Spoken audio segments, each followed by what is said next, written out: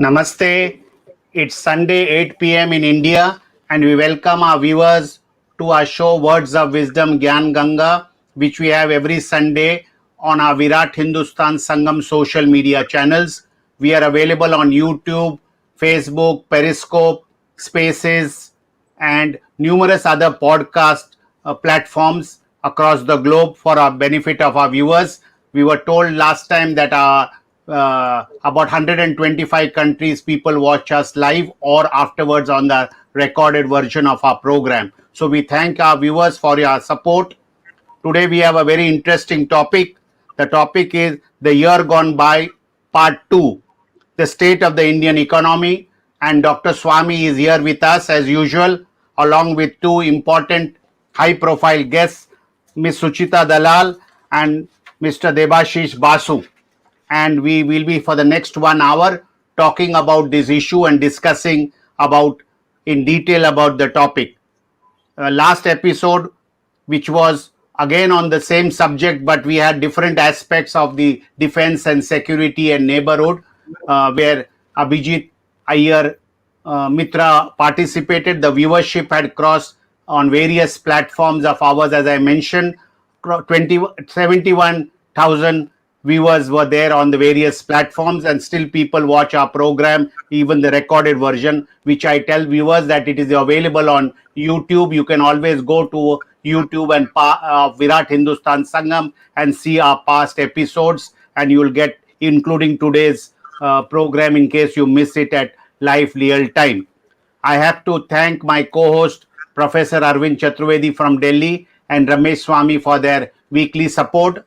I also have to thank Ashish Shetty, Swaminathan, Tejas Navalgul, Rakesh Gadgi, Ishwar Iyer, Ajesh Nair, and Vishal Mehta for their background support for every week for putting various aspects of this program together. I will give you a brief introduction of Ms. Sucheta Dalal. She is a leading financial journalist and has been awarded the Padma Shri for investigating journalism. She has exposed the Harshad Mehta scam, the banking scam, the Enron scam, and various other scams. She was financial editor of the Times of India, written for Business Standards and various other publications.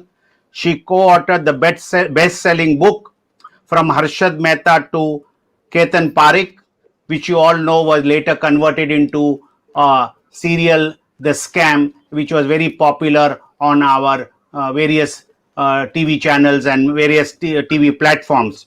She is the founder trustee of Money Life Foundation. I also have to tell us something about Mr. Debashis Basu. He is a chartered accountant with 35 years of experience. He is a journalist and been writing columns in various public business publications. He has written numerous business books. He has worked with the Times of India, Business World, Business India, Business Today, Financial Express, and co-authored with Sucheta Dalalji the book, The Harshad Mehta's The Scam Harshad Mehta to Ketan Parekh, and he is also the founder trustee of Money Life Foundation. So with these words, it is over to Dr. Swamy to start the discussion on today's topic, and then we'll take it forward. Thank you. Sure. Dhanyavad. Thank you, Jagdish. It's a great pleasure to have these two stars. They are not only highly educated, research-minded people who have been bold. We have lots of people who are research-minded and high-profile, but they're not bold. But both of them are extremely bold. They are not hesitant to state the truth, as the public needs to know. And so they are here, and we are going to review the economy of the last 1 year in the context of our economy since 2014. I mean, to the extent that it needs to be done. I'm not saying that we should hark on the past, but first of all, the National Statistical Organization has made an announcement, which has been published widely in the media, that in the year what they call as FI 22, which means starting with 1st April 21 to 30th March of 2022. Now, obviously, it's therefore at the moment the whole year has not elapsed. So the estimates that they have been putting out in the papers, and the papers have not been informing the public about this. The period for which they have announced the growth rate of 9.2%, which in the so-called social media and in the Bhakt media and the fake ID media, which has been doing propaganda for the government, have been saying that this is the highest growth we have had for a very long time. But this is not at the moment a correct position, because it's first of all limited to two quarters. There are 4 quarters in a year, according to our statistical system. One is the first quarter starts with April 1 and ends 3 months later, which is June 30th. Then the next one starts, the second quarter starts on the 1st of July and ends in the September, end of September, then 1st October to end of December, and then 1st January to the end of March. So therefore, in these 4 quarters, they have got the data only for 2 quarters. Second is, since I know how these things are done, I've spent years and years as a professor on reconstructing the national accounts data, the GDP data for both India and China. And so what this quarterly data shows is only the organized sector, and where there's a census. For instance, small and medium industries are not included in this, because their estimate is obtained annually after a sample survey is conducted by the National Sample Survey Organization. So we need not be overly sensitive about the fact that these growth rates can't be compared with the past.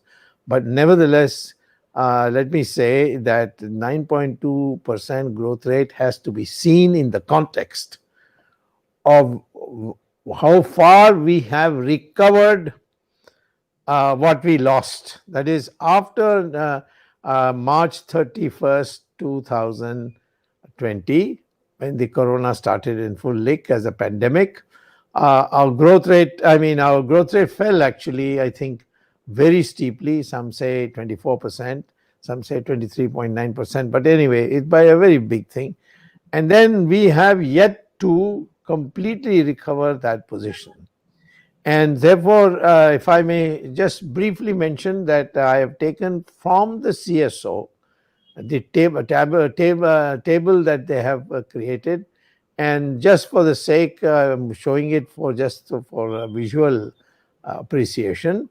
But the fact of the matter is that you can get it if you want by just sending us, and we will perhaps send it to you by email. And see there, what it shows is take GDP market price in 1,000 crores at current prices. Now you got to be very careful, you see, because once it's in current prices, it means that the growth rate is also includes the inflation.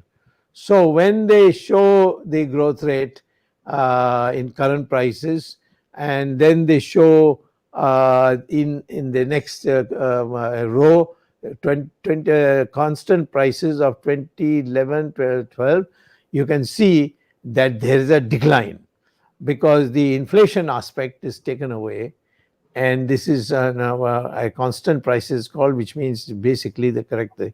So the drop is also more, and the increase is also less. You can see 7.2 or 4.2, 4.2 and minus 7.7.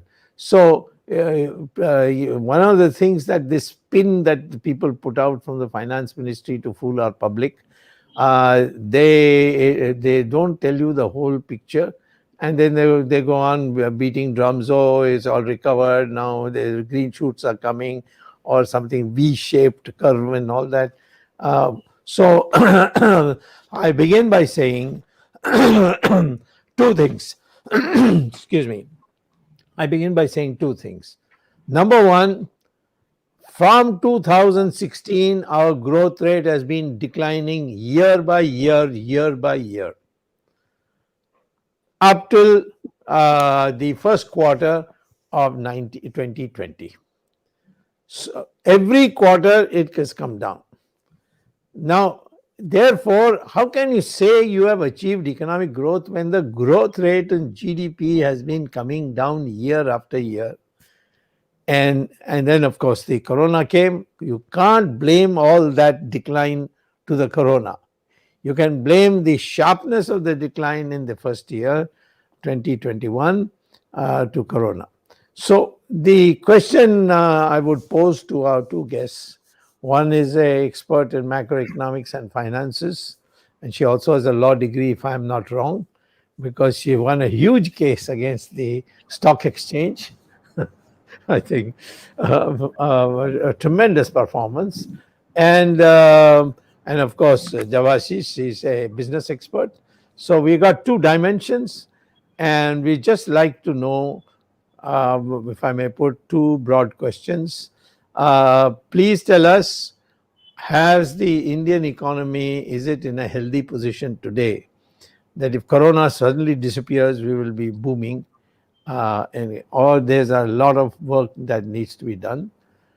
Two, what would you say is the 4 or 5 steps the government should take for our economy to start accelerating once again?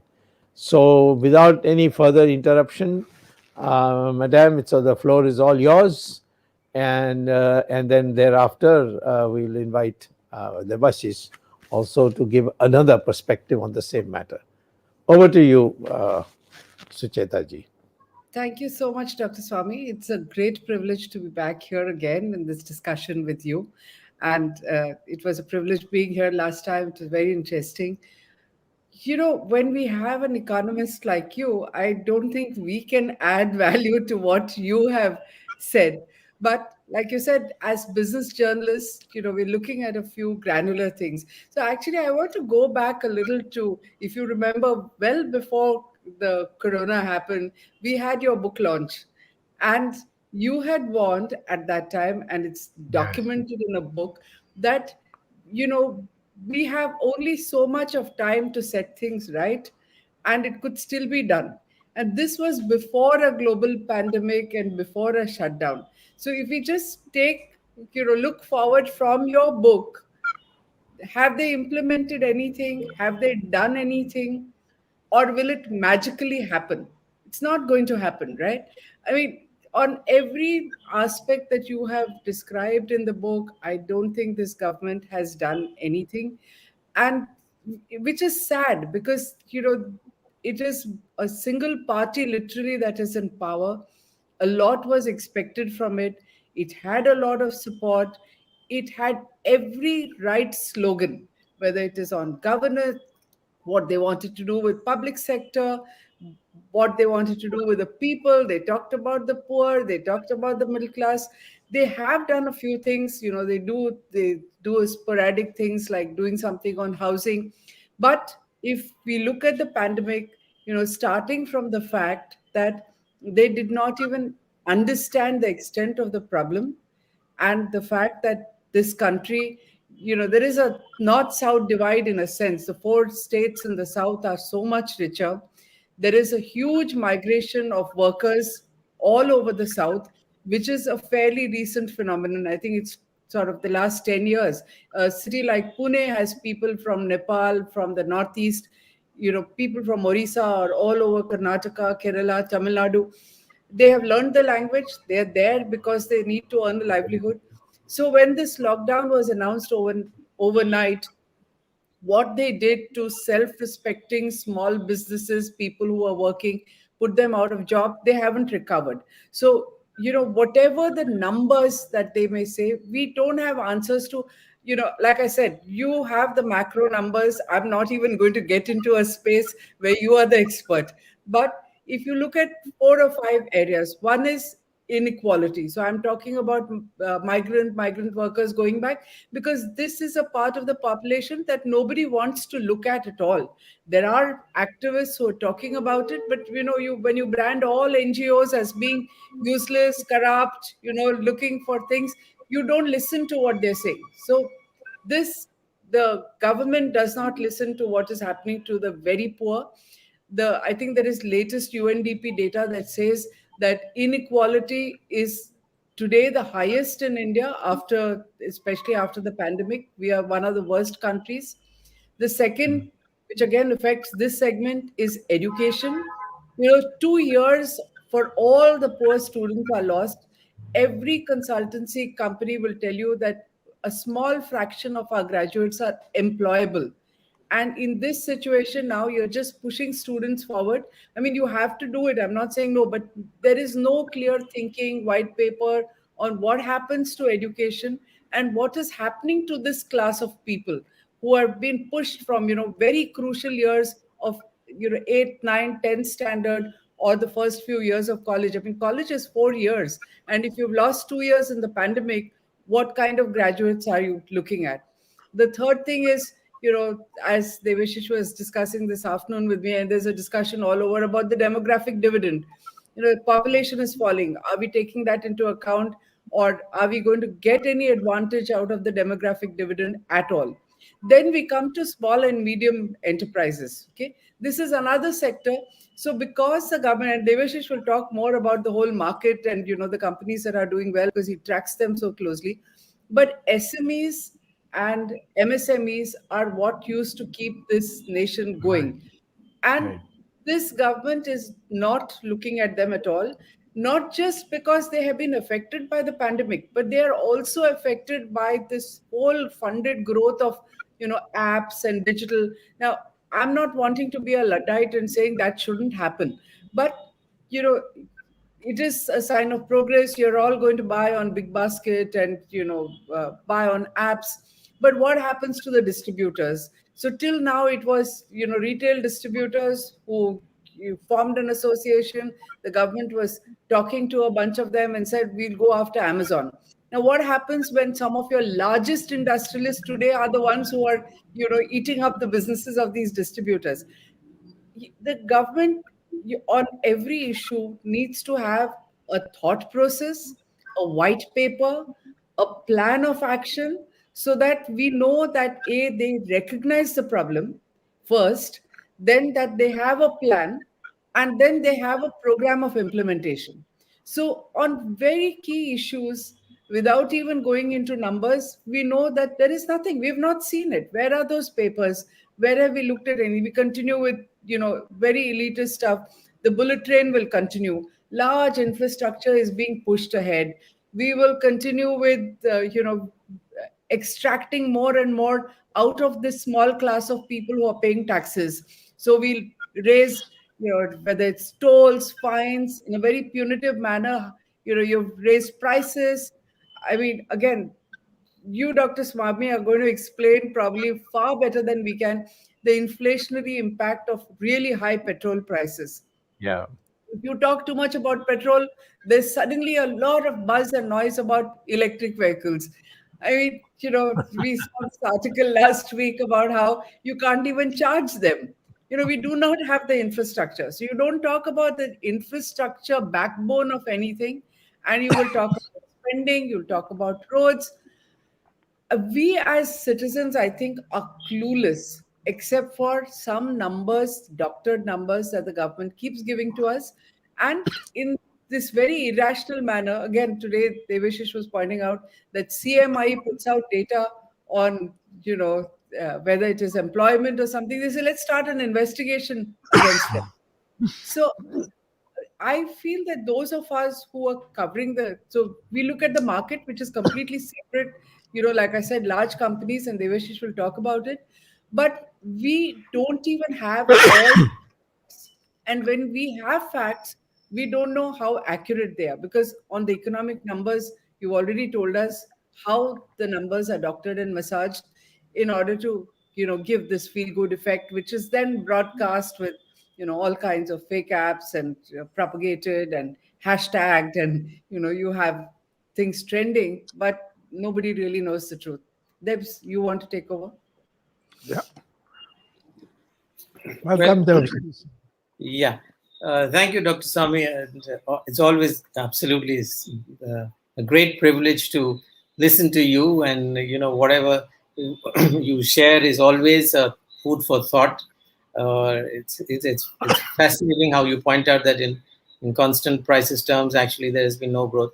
In fact, right until in fact, the fact that Indian economy has grown so much, even in 2021 itself, is still a mystery to me.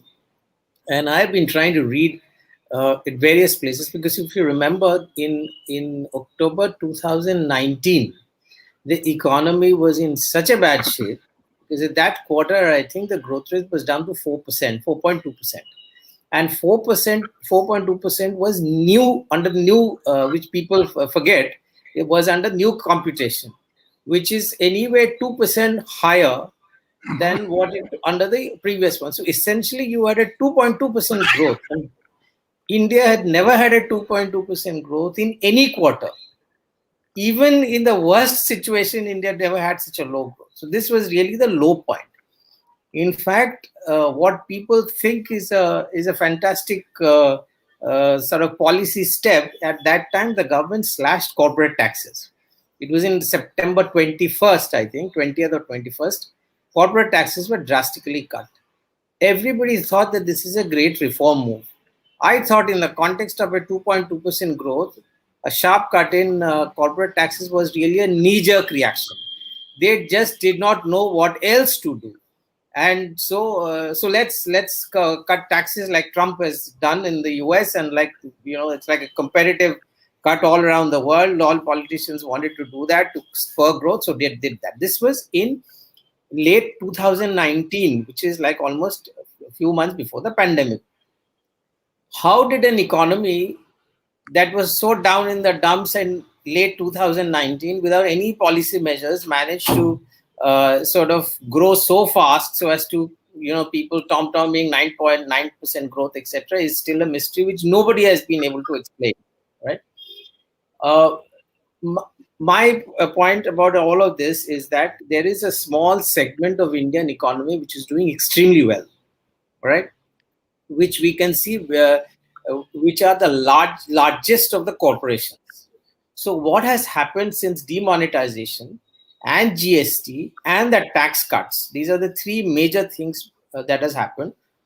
We have created very large profit pools, and these pools of profit are expanding in a contiguous manner.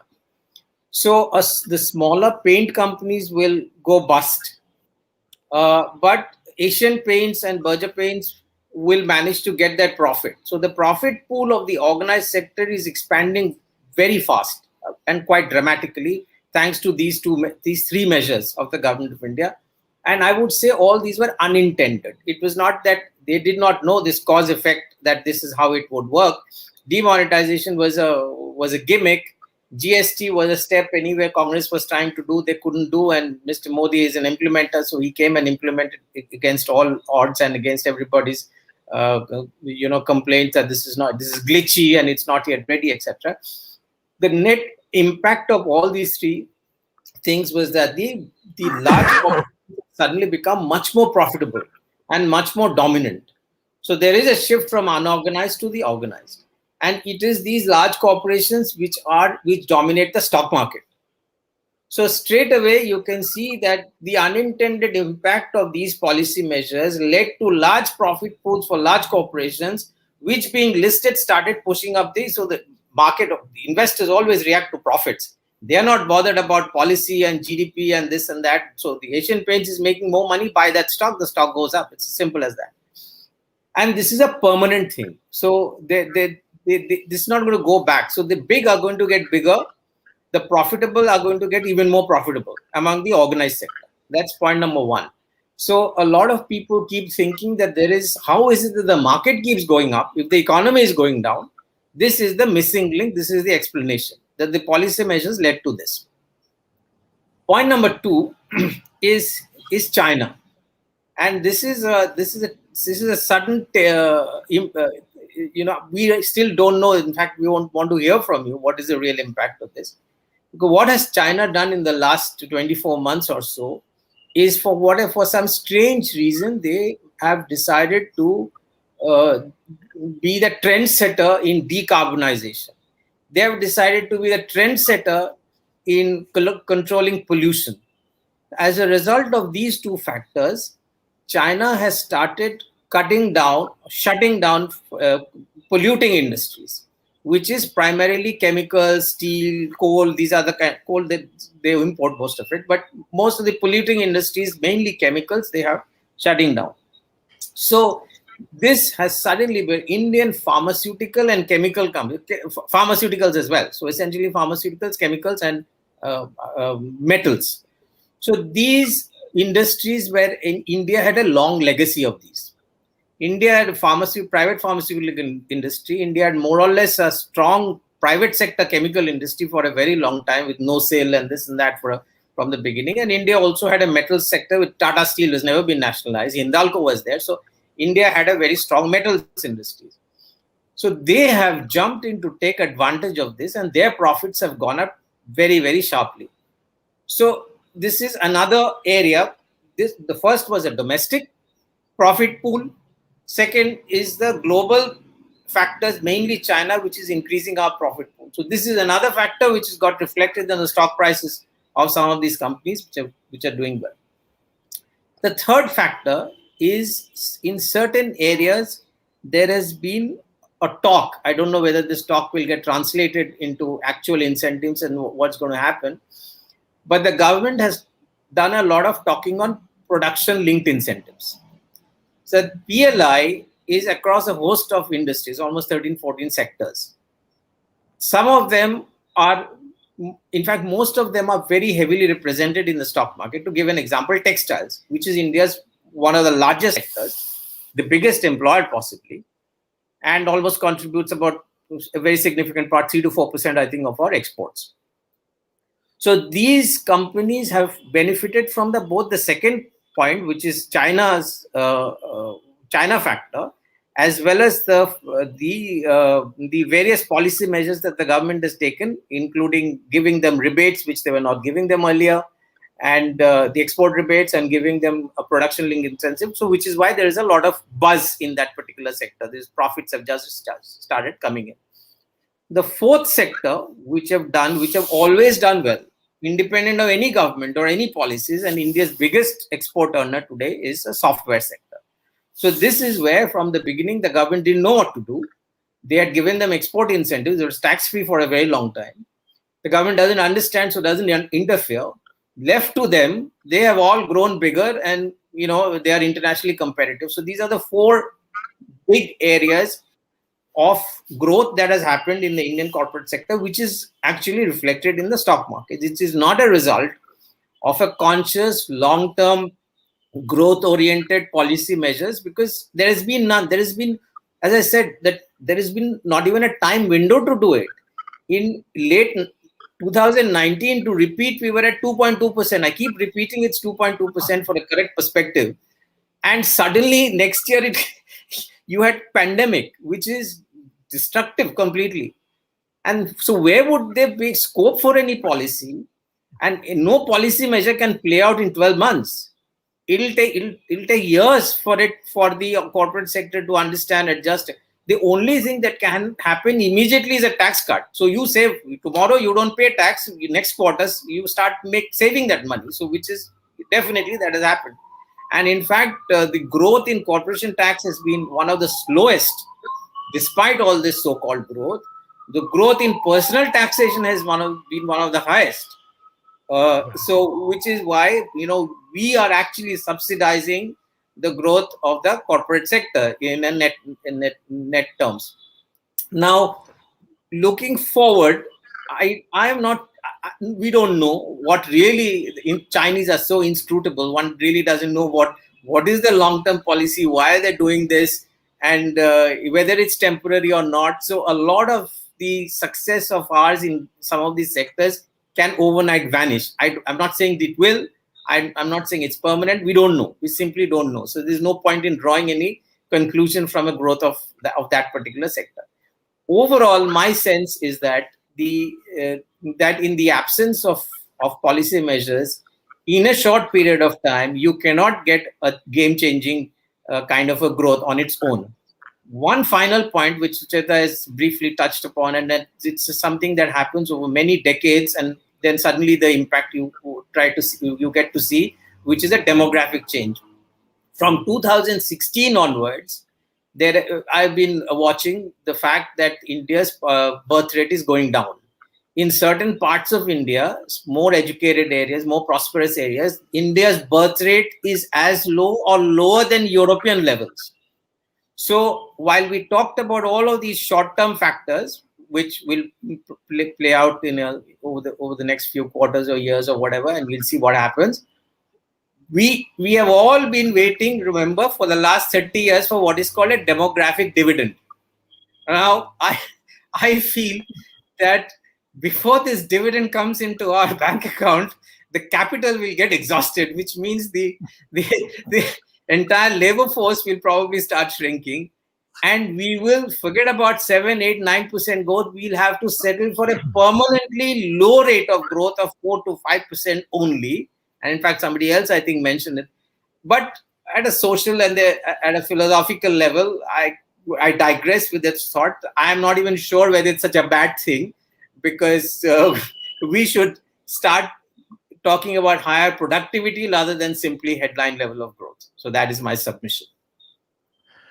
Thank you very much. I will take two points, one of Sucheta, one of yours, and then try to put it into a framework for you to respond. Sucheta ji emphasized the fact of the so-called weaker sections of our society, the impact it has had on the vulnerable sections and so on. And Debashis spoke about the balancing of the demand and supply. I mean, I'm putting it in my words, but the issues that he brought was in the balancing of the demand and supply factors. If I were to be asked, and I was in fact asked once by not the Prime Minister or anyone, but my friends in government who are ministers, who are very good friends of mine from a long time, they asked me, how does one go about framing a policy which is good for the country? So I said, first thing, which I put in my book also, there are 4 dimensions of policy. You have to understand each of them separately and allow for it. One is, what are your objectives? So the minister said, one of our objectives is $5 trillion GDP in 5 years. So I said, do you know what and that was the end of 2019 when he said it. I said, do you know what the present GDP level is?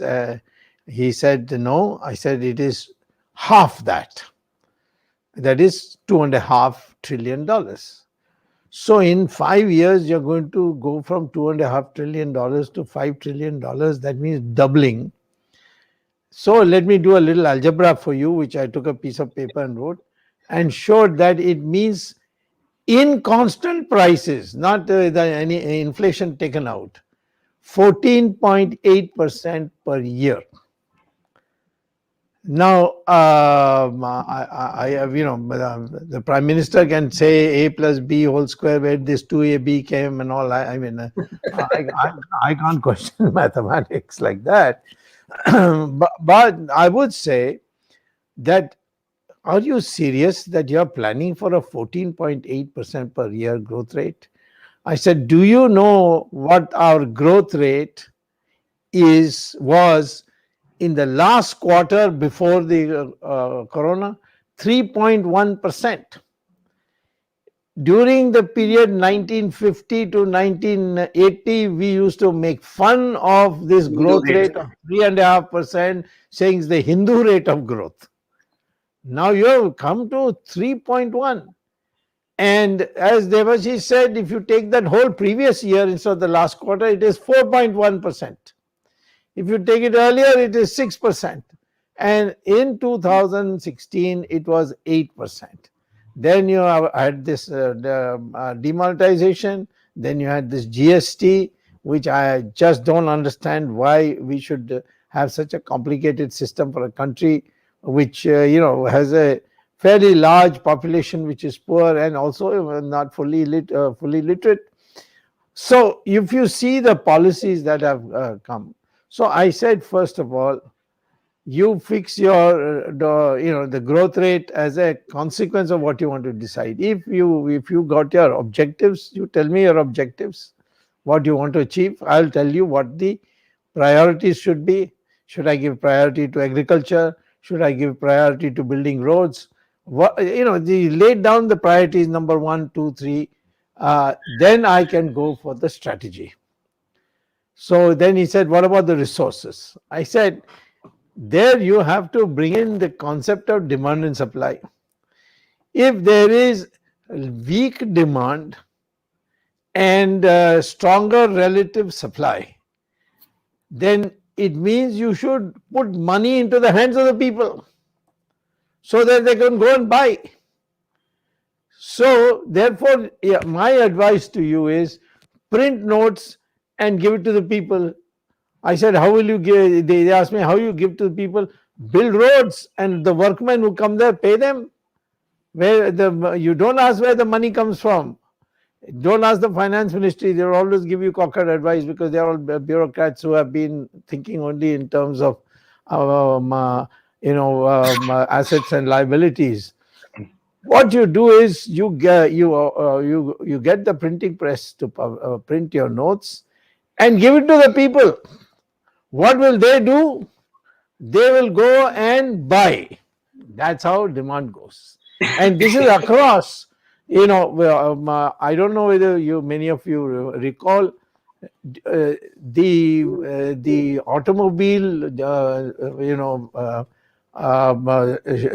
companies were all having excess cars parked in their showrooms. Nobody was buying them. So for them, you don't print notes. You remove taxes. You abolish income tax. So abolish income tax. I said, how much do you get? Total personal income tax gives you only 4 lakh crores. That is absolute nothing compared to the budget, the budget amounts. And once you remove this, you will find through indirect taxes, you will get more than 4 lakhs.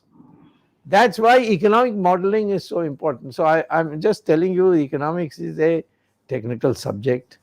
It is not for politicians.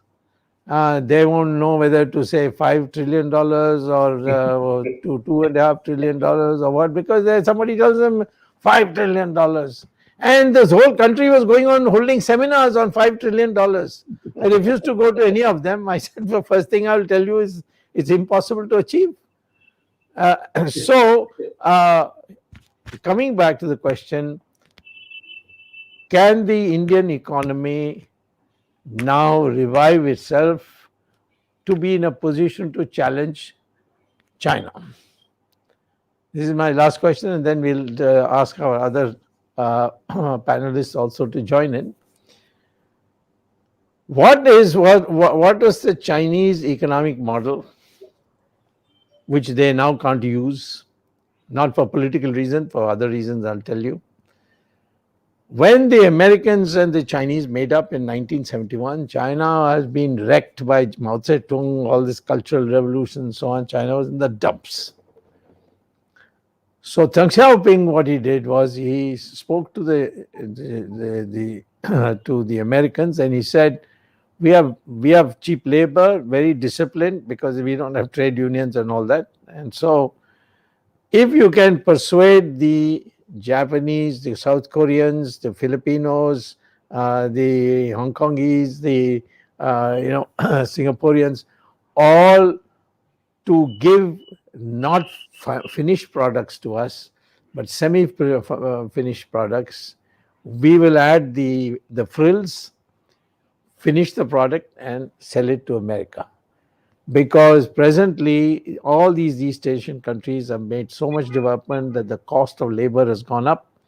So, therefore, Lenovo, for example, was produced by Taiwan, and Taiwan, the expensive part was the careful placing of circuits, and then the keyboard, and then the glass case, and so on.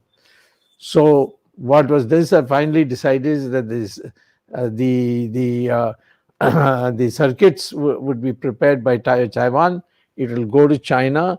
China will then, with a joint venture with the Americans, do all the frills, namely keyboard, glass, the screen, and the cover, and so on. And all that China did was put "made in China" and named it Lenovo. But it was fundamentally a Taiwan product. But Taiwan was also benefited because the labor costs went down. And so whatever China paid to Taiwan, they were making profits. So if you look at the Chinese foreign trade data, they were in deficit with East Asian countries and in a huge surplus with the Europeans and the Americans. So that's how China made its money. Even today, I'm telling you, China's industrial sector setup is weaker than India's because they have been so much dependent on inputs from East Asia. And if those inputs are not available, China will be collapsed. Now China has realized, because their labor has become expensive. So what should India do? They should tell all these East Asian countries, you send semi-processed goods to India, we will add value and export it to the West, and we are on the Indian Ocean. And through Malacca Strait, China comes in. We don't have to come through Malacca Strait. We are on this side of Malacca Strait, and we can do it for you. But the Japanese, the Taiwanese, the Hong Kongese, now of course Hong Kong is being absorbed, all these other countries, South Koreans, they said, we like India. It's a democratic country. You have a court of law. You can people can ensure these protection of intellectual property rights and all that. But the amount of bureaucracy and paperwork we have to do even to get land, we don't, we can't come and waste our time on that. You streamline that, we'll all come running to India. But we have not streamlined it. We have not. So what the government ought to be doing is, Nitin Gadkari has a hellish time building roads, I can tell you. He's building it very well and he's doing a wonderful job. But the amount of obstruction he gets is unbelievable. Build roads all through. Public works. Give the people money by printing notes. That becomes demand. The economy can. This is the kind of what happened in the case of Narasimha Rao when he asked me, and I had already experimented a bit with it with Chandrasekhar's time, but we were a very short period in government. Narasimha Rao asked me what we should do. I said, slowly write off all these quotas and licenses. Just deplete them. You know what Narasimha Rao did? He went and abolished it overnight. You know it very well. And it worked. The whole boom started with that. We were producing only one car, I think, that is the Hindustan Motors Limited car. All of a sudden, there were, all kinds of companies came in. The entire boom of was deregulation. But today, our need is how to motivate the public by giving them adequate money. Why I'm saying abolish income tax? because people are harassed by it. Agriculture doesn't pay any income tax. Poor people don't pay any income tax. Rich people have chartered accountants. It's the middle class and the young people who are coming into the into the business for the first time. They are the ones who are harassed by them. The harassment is unbelievable. So abolish income tax. People will not squander that money. They'll put it in the bank, which you can then use for loans. Lower the interest rates. We are the highest interest rates in the world. United States, you can get a loan for just 2%. Business often get it even for 0.5%. Most of the developed countries' rate of interest is below 5%. Ours is, the prime lending rate is 12%. Why this? And then the farmer wants to take a loan, it will be 15%. So this is another thing that should be lowered. Mr. Raghuram Rajan used to say, no, you have to raise interest rates because you want to control money supply and therefore inflation. I said that may be, but then you are also making the small and medium industries, their capital borrowings more expensive. They'll close down. And that's what silently has happened. There's been a large-scale closing down of the employment-generating medium and small industries. Today, two things the government doesn't allow publication of by the government agencies. One is that the income inequality has vastly increased in India for the first time in 70 years. We were slowly coming down, and now it's boomed like that. Two, the number of unemployed has gone up very sharply, which is, you don't see any statistics on it. So it's a banned item. And therefore, poverty has also gone up. All these because of the corona and the sufferings of the people, they have forgotten all that. The truth is this. So, sorry I've taken up so much of your time, but I want to say India can grow easily at 10% per year. But you need to have your objectives, your priorities, and your strategy very clear. Resource mobilization is never a problem. And taxes is not the way to raise resources. Because indirect taxes, anyway, the more you sell, the more indirect taxes you get. The more you buy, the more indirect taxes you get. So through that route, you can generate more revenue. So before I give you concluding remarks, I'll ask Jagdish. Anybody wants to add? I think we've got Arvind there. Arvind, I'm sure, would like to ask a question or say something. Jagdish, where is Arvind? He's gone. There he is. You want to say something? Yeah. Thank you, Dr. Swamy, for giving me the opportunity. And we have heard three experts. Dr. Swamy, of course, he started with the GDP data and others, and Mrs. Sucheta Dalal Debashis Basu. They have had different aspects to project about the Indian economy when we were discussing 2021. Now, we started with the figure of 9.2% because the first two quarters of the 21-22 had shown that. There has been a much difference in terms of the statistics also. Niti Aayog was claiming about 12%. The World Bank had different figure. IMF had different figure. Goldman Sachs has different figure. And we are not going to controversy. April to June and July to September, in the first quarter, since the pandemic was controlled, economic activity started. In the second quarter, economic activity boomed.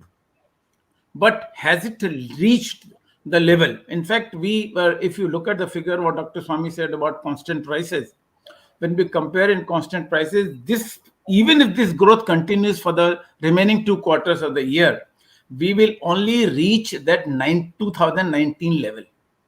That means in 2022, when the year ends, we will be still talking about maintaining the level 3 years back. So economy is already gone back. And Dr. Swamy's book which he wrote, in which he gave complete evidence about the data. He said 2016 onwards, the economy had a nosedive.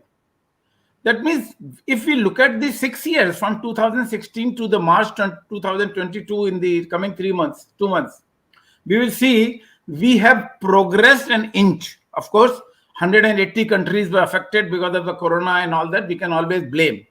But when we make a claim, and what kind of claims? There are two financial wizard journalists sitting here. And what are the media projecting? Media takes up 4 issues, which are false issues in my view. What are these 4 issues? Media, first of all, says GST collection has gone up. Every month, on the 2nd or 3rd of the month, you have the GST figure, 130 lakh crores or 1.6 lakh crores, whatever. They have reached, they have been up and down the last 2-3 months also, but doesn't matter. GST collection, number 1. Number 2, foreign exchange reserve has gone up. Number 3, the share market is booming. Barring 2-3 days in the last week, they say share market had touched again 60,000, whatever index. And then the 4th thing, which I think Mr. Debashis Basu had mentioned, the manufacturing index. He talked about the production-linked incentives given by the government and all that. But the question is, even if the manufacturing index is showing an upward trend, what kind of products are we showing the upward trend for? Are these products where the growth has been observed and claimed, are these products consumed by the bottom 60%? In fact, to me, this issue, I think this should be debated in a country like India, that whether GDP is a correct reflection of the economic growth.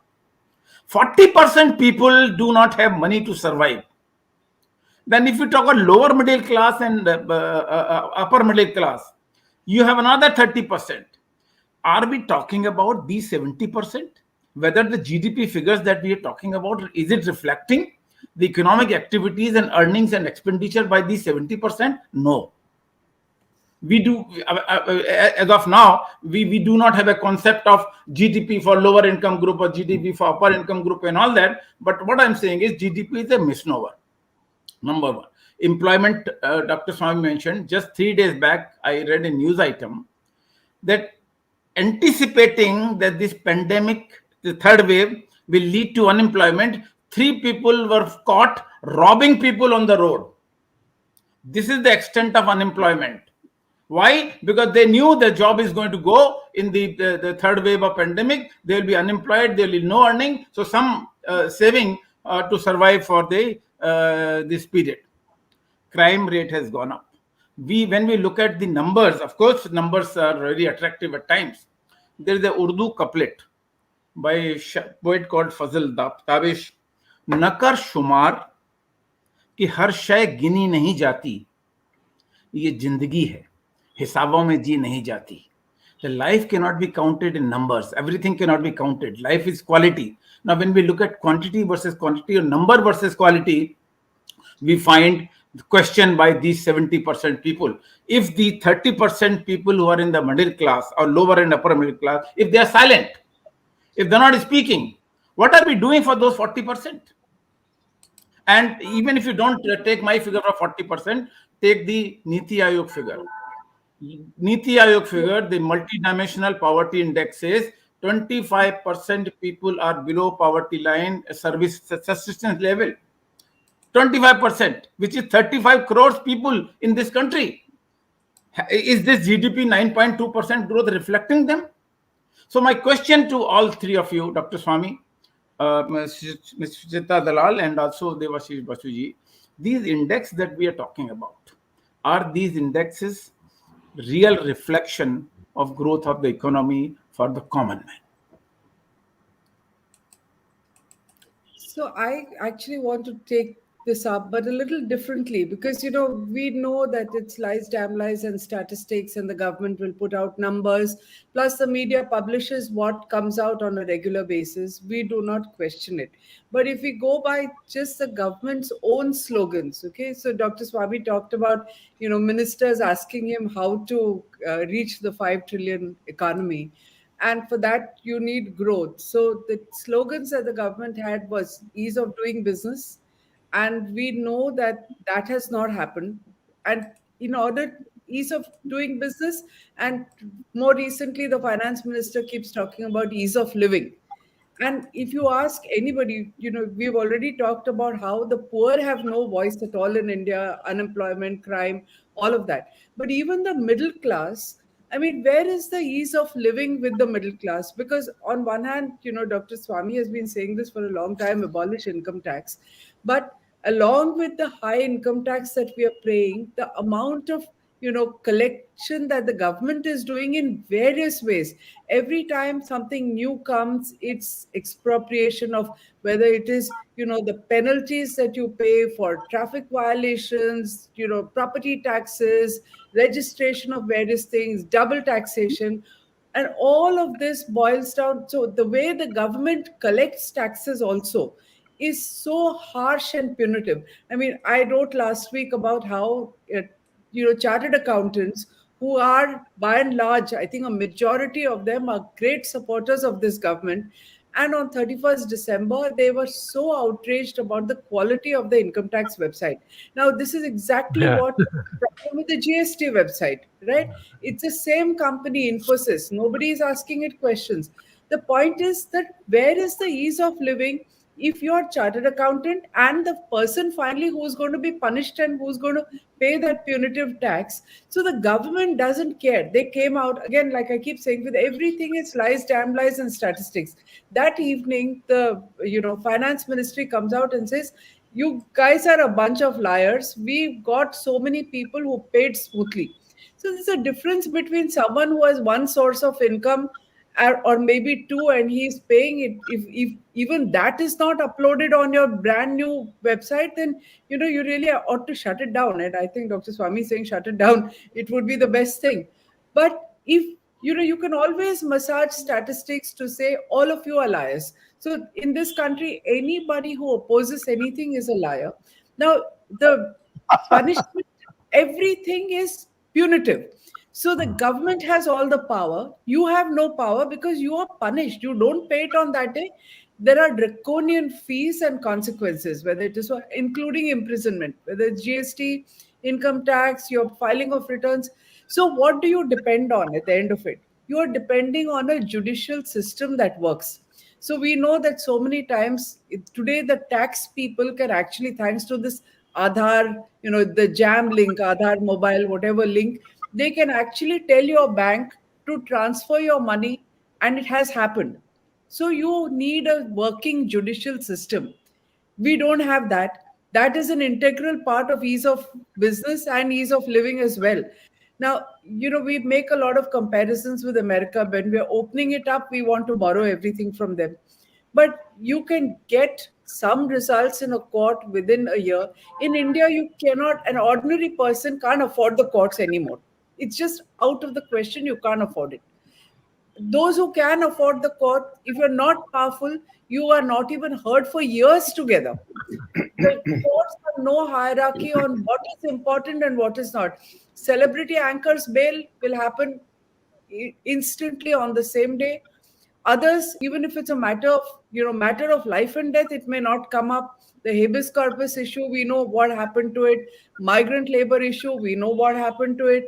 So my point is, we don't have a judicial system that works. And the Chief Justice says we have no investigative journalism, but anybody who writes and questions, in fact, every time even we write an article that's critical, we get 3 calls from people saying, be careful. Are you sure you want to do it? I mean, why this fear psychosis? Why have we created a system where all of us cannot talk to our own government, cannot ask them for data? Who says we're against the government?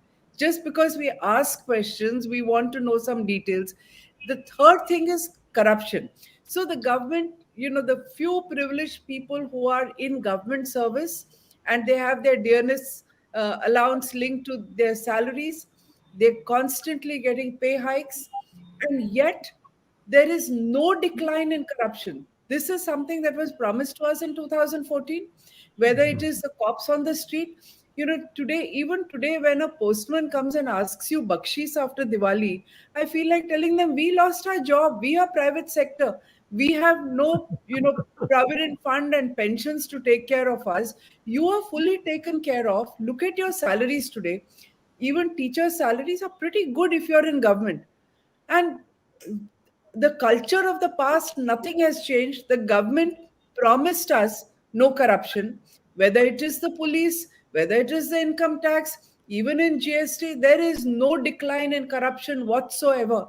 And there is no talk anymore about it. In fact, look at this whole bankruptcy law. Apart from the first 6 cases where the prime minister took interest and 6 of the biggest defaults went through well, there was still a 40% haircut, 30% haircut. It's not as though 100% of the money came back in a single case. But after that, ask anybody connected with bankruptcy and they will tell you there's mind-boggling corruption. And the same people are buying back their companies through their father-in-law or through someone else. 95% haircuts. This is just a bleeding of national resources. And while we are all watching this happening, personally, look at the taxes that we are paying, look at the costs that we are paying, look at inflation. We are not all earning salaries that are earned by MNCs or startups or people in the IT industry. Even we as journalists, we don't earn that kind of money. We feel the pinch. So the minute you ask questions, you are the enemy. I don't understand this. I don't understand why my government will not listen to us. And why should we be frightened when we ask questions or we criticize or we raise issues? Isn't it? Yeah. Devashi, Or you, thoughts on- or you'll get what is it called, fake ID attacks on you in Twitter, Absolutely. Absolutely. financed by the same people. Yeah. Correct. Yes, Debashis, would you like to respond to what? Your point is absolutely correct, which is that you have to invite foreign investment, especially in labor-intensive areas. But I think this is not going to happen. Very simply, it will not happen. If you see what they did to Nokia in Tamil Nadu, where some 15,000 employees were there, I mean, they just destroyed that factory. Same thing is going to happen repeatedly. So we know all this. We know India is a federal structure. FDI policies have no meaning. It's eventually because you have to go and buy land at the tehsil level, at the taluka level, right? So you have to deal with not only state government but absolutely at the local government and panchayats and so on. So this is known, which is why 5 years ago or 7 years ago when Modi ji came to power, I said that 2 things have to be done. One is that you came with, you are an outsider literally. I mean, you're not part of the system. You positioned yourself as somebody who's even reluctant in politics, was thrust into the Gujarat earthquake, and that's what the start of his formal political career. Otherwise, he was a pracharak, he calls himself. So it's very easy for him to create a white paper and say, listen, all these things have been happening for the past 70 years. This is the state of the economy. This is what I've inherited, and this is how I'm going to change it. And one of the ways to change, given the fact that there is this instant communication today through WhatsApp, Facebook, social media, which was not there in early 2000 and so on. And a lot of people kept on, at that time before the election, kept on saying that look at Gujarat, the Gujarat model and so on. And people who worked there, they would send pictures and photographs and, so create, you are already there in Madhya Pradesh. You are there in Gujarat. You are there in, at that time they had Maharashtra as well. So create one model state. Up to you. You choose whichever. So right down to the panchayat level, you control, right?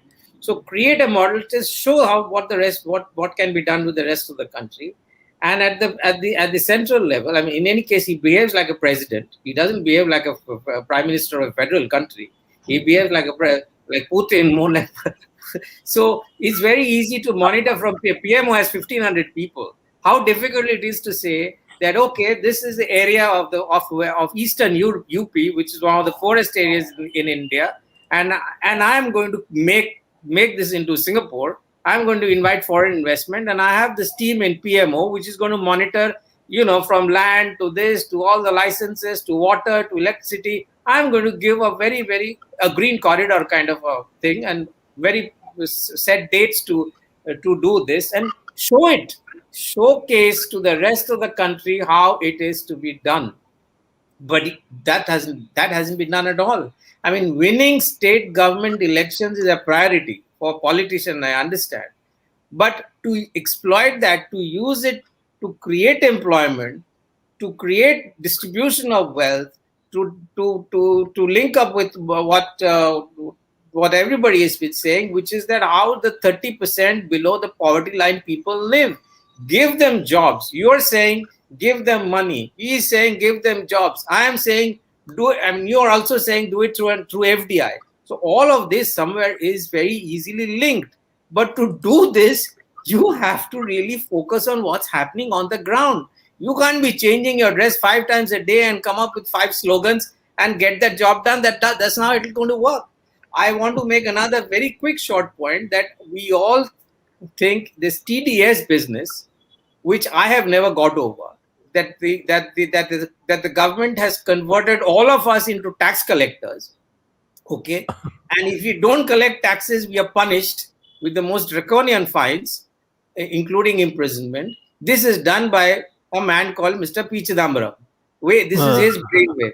All right. So I think our current Prime Minister is 20 times that in terms of how punitive he's converted the system into, both not only income tax, not only GST, not only motor vehicles violations, not only in every possible way. This is 20 times Chidambaram. I am sorry to say.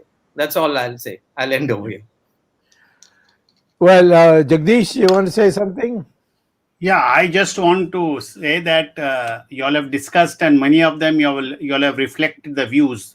The common man, the below poverty line man, he has suffered the most in the last few years, especially during the pandemic, and nobody is paying attention to this sector or this class of people, because the rich or the middle class can afford to adjust or have a lesser salary.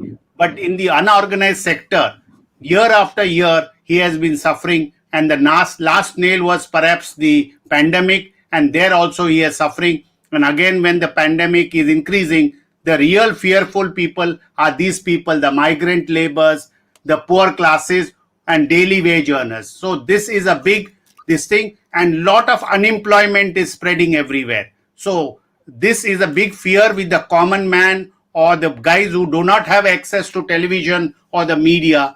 He is frightened of about what has happened and what has happened in the past year. This is my observation. Absolutely, Mr. Shetty. In fact, I keep saying, we robbed them of their dignity. The manner in which we did our lockdown, these were, self-respecting people, whether they were running a chai stall or a vada pav, they were not beggars. They were not even really labor. They were small businessmen earning a proper livelihood. The next day, when you shut them down, there was no food to eat. And I remember we did a lot of COVID relief work. And I used to tell people that don't think that you are doing them a favor by throwing khichdi at them twice a day. Khichdi was the easiest thing to do. So people were packing it and giving. I said, what is your life? You want to have a cup of tea when you want to. These are not beggars, whether they were driving their own taxi or they were running a chai stall. We converted them into beggars overnight, and we felt as though we have this halo around our neck because we are collecting some money and throwing khichdi at them twice a day, the same khichdi. And after 20 days, I said, can you live on that twice a day? And why should they? What was their fault? Even today, we are not even looking at their self-respect, their dignity, the fear psychosis that we have created. It's not for nothing that people wanted to walk back to their, hometowns, which were hundreds of miles away. It's because we, deprived them of their dignity and livelihood. I completely empathize with what you're saying, Mr. Shetty, and we have not answered it as yet. Yeah. You mentioned about those who walked. In fact, when they were walking, they literally were without food. You can't expect them to carry food for all the distance of walking. So at that stage, I said at key places, you put money into their hands, print these notes and give it to them. They will go to the restaurant. They'll go to the fellow who's selling vegetables sitting on the ground. You see, a trader, the small trader is not someone who has business and insurance and all that. He is sitting there. You've seen that in Bombay. He's sitting on the pavement and he brings the fresh vegetables, fresh fruits, and so on, and people buy. And then he goes back and he lives, he's just a little above poverty. So these are the people who have been destroyed. And it was because you didn't know economics. You thought that, oh, printing notes means inflation. How can, when there is a demand shortage in the country, how can printing notes be inflationary? Inflationary is only can come when the demand exceeds supply. Here there is no demand. And so, they don't know economics, that is very clear, but then at least they should have the sense to go and examine what is the way to do it. Now, you can't ask the Niti Aayog because they are all employed by the government. They can be sacked any time by the government. They'll only tell you what you want to hear. So, so therefore, I think what we should say, when we really gone well past our time, what I would say before I ask Arvind to wind up is that the issue of our economic policy is not fancy mathematics. It is not modeling. They are simple things that need to be done. There are sectors of our society who can look after this themselves, but there are sectors of society who are totally dependent on the jobs they hold, whatever it is, whether it is self-employed or otherwise. And so the job of the government is to formulate a policy by which money is reached to these people. In the United States, people used to get money from the government straight into their bank account. It was delivered in their bank account. I mean, one of our VHS people, he's not a poor man, but he is a well-to-do person. And even for him, because he was on his earnings completely stopped, the Internal Revenue Service of United States, and since he was a citizen of the United States, used to send checks every month through the computer into his account. So that is the way they built up demand. Demand collapses, the whole economy will collapse. Even if the moment demand increases, even shortage of supply is made up because people want to produce those things because they'll be able to sell it. That demand supply elementary economics, I regret to say, people in the government do not know. So over to you, Sir Arvind. We have to wind it up because it's now to 9:15. Thank you, Dr. Swamy. All the issues which you have raised today, maybe at some other point in some other program or some other forum, these issues have been raised. But I think collectively, you, Mr. Sucheta Dalal and Mr. Debashis Basu, the three experts in our program when reviewing 2021, have brought very brilliant discussion for our viewers and raised points which had a unique angle. And we have a fear that while reviewing 2021, the fear is that whether this the decline will continue and affected by the third wave in 2022 also, and we are in the last quarter of year 21-22, and we do not know how long this third wave will last and what will be the economic impact of the third wave on working class. When we talk about employment, we have already seen the worst affected sector of the economy is the poor section, who are daily wagers or even small entrepreneurs. And we hope the points raised by three of you will be taken note of. And naturally, a solution also has to be found. And 9.2% is not something to jump with joy. And we talk about V-shaped economy. In fact, in such a situation, when there are several waves, it can't be V-shaped, it can be W-shaped. So maybe we go down, or maybe somebody says L-shape, that first of all, we have to maintain the bottom. We have to maintain the bottom also. And the other issues which will bother each and every person, irrespective of which strata comes from. Mr. Basu had made note of, mentioned some corporate related issues also. And even in the one of the programs I had mentioned today, did not find discussion on MSME. So one sector which is worst affected by this pandemic is MSME in India, and different voices, different people are talking in government. Right hand does not know what left hand is doing, but sufferers are MSME people also. So we hope things will be taken note of. I thank Ms. Sucheta Dalal and Mr. Debashis Basu, this duo which has appeared in our program earlier also. And our viewers have very positive comments about both of you. And even today, when I was looking at the comment section, there are a lot of positive comments that people were really appreciating. We thank both of you for sparing time for this program. Thank you very much. And we'll be inviting you some other time when we have a discussion on finance or economics. Thank you, Dr. Swamy. Thanks, Jagdish Shetty. Thanks the technical team led by Ashish Shetty, Tejas, Navalgul, Ishwar Gadgi Rakesh, Ishwar Iyer, Swaminathan, Vishal Mehta, and Ajesh Nair. We will be meeting like today. Every Sunday we meet at 8 p.m. Next Sunday again we'll be meeting 8 p.m. with a different topic in Words of Wisdom Gyan Ganga with Dr. Swamy and a different topic. Thank you very much. We'll be meeting next Sunday. Till then, Namaskar, Jai Hind.